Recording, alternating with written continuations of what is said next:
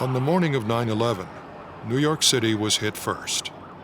Minnesota resident Scott Wallace was in the World Trade Center when it was struck by American Airlines Flight 11.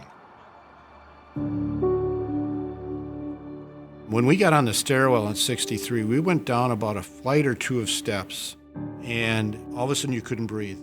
For a long time, I called it white smoke. You couldn't see anything, but you couldn't breathe. And what it turned out to be was the jet fuel. When the jet hit, the jet fuel went down the elevator shafts, and there were ducts on the elevator shaft that were pumping it through into the stairwell. We got to around the 28th floor, and we saw the firemen coming up. And everybody kind of stopped at that point and let them pass. It was the whole company from Rescue 1. I remember patting them on the back and telling them good luck and take care. They gave us hope. I mean, that was the first time when we saw them, we said, oh, we might get out of here.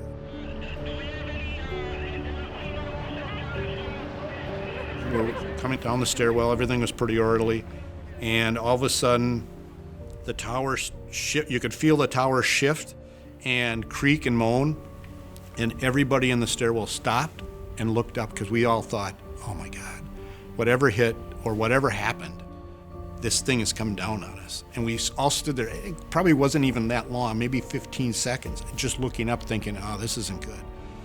And then when we realized nothing was going to happen, we kept going, but it was when the South Tower got hit, the concussion rocked the North Tower pretty hard.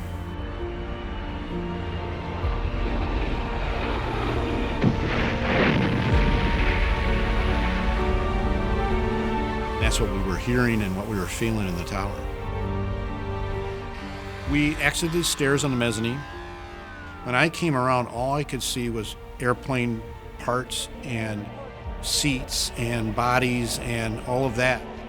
So we walked us through the plaza and then up the stairs at the other end, and that was where the end of the plaza was. And there was a policewoman up there, and she just said, don't turn around, don't stop, keep moving. And that was the area where all the firemen were.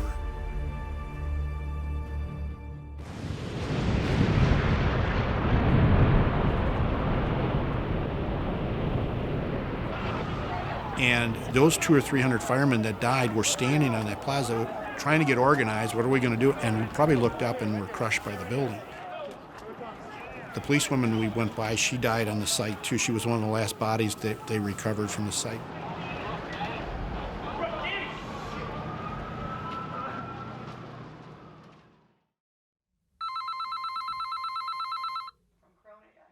In New York at the time, there was a phone booth on every corner. I pick up the phone, I call home, collect, and it goes right through. And I don't even know how that happened. And my wife picked up the phone, and she just breaks down crying. And it's me, and we cried for about 10 minutes. And then she told me about the Pentagon.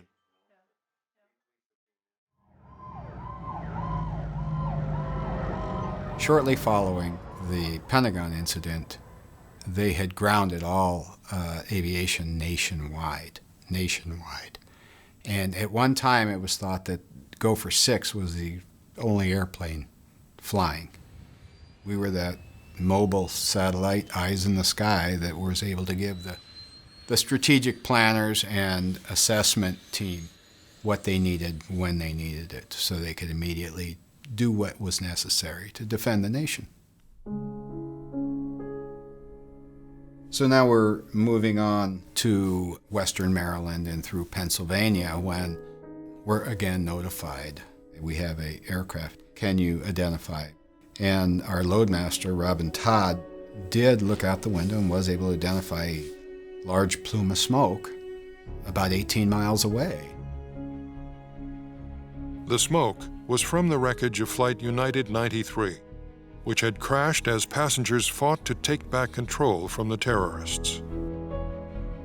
The assumption was that it was bound eastward for Washington, D.C., and that the hijackers were overtaken by the passengers. They did a fine job of protecting the nation's capital. We're just fortunate things didn't unfold as they had intended.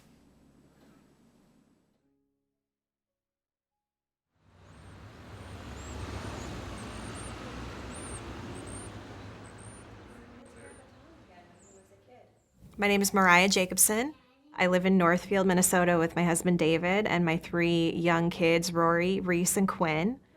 I'm a practicing attorney and a native St. Paulite, but currently Northfield, Minnesota is home. Oh, look at there's Tom.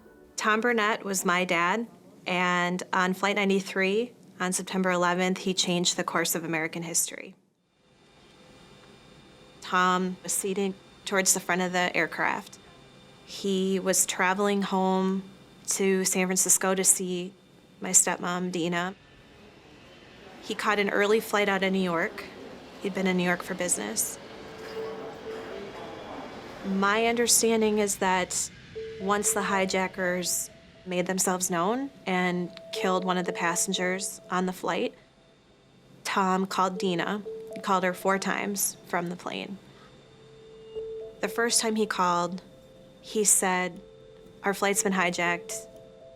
I don't know what to do." Dina was actually a flight attendant.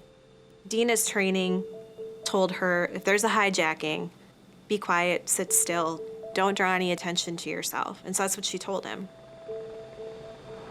Over the course of their subsequent phone calls, Dina began to piece together, through what she was watching on the news, that this was a broader attack. This was not specific to Tom's plane. This was happening on multiple aircraft at the same time.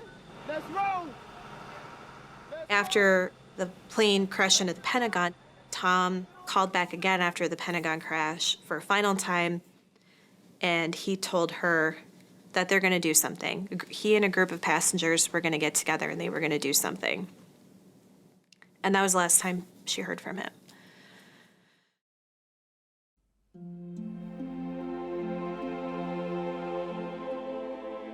Maybe it would have been easier for them to sit back and just hope for the best. Maybe it would have been easier to sit back and let somebody else lead the charge. But they didn't do that. He and the other passengers on that plane got together and they did absolutely everything in their power to make sure that that plane did not kill more people than had already been killed that day. And in the process, they sacrificed themselves. I think that it was maybe the first act of fighting back on September 11th that we know of. Flight 93 was really a symbol of we as Americans are not going to sit back and let terrorists destroy our country, our way of life. I absolutely think that it was a very powerful moment for us as a country.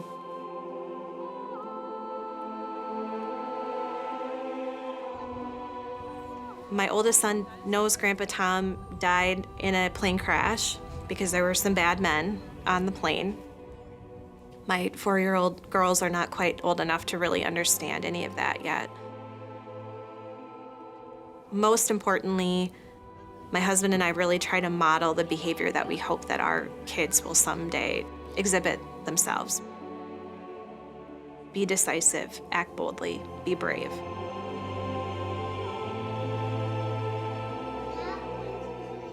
I just feel so blessed to have him as my father.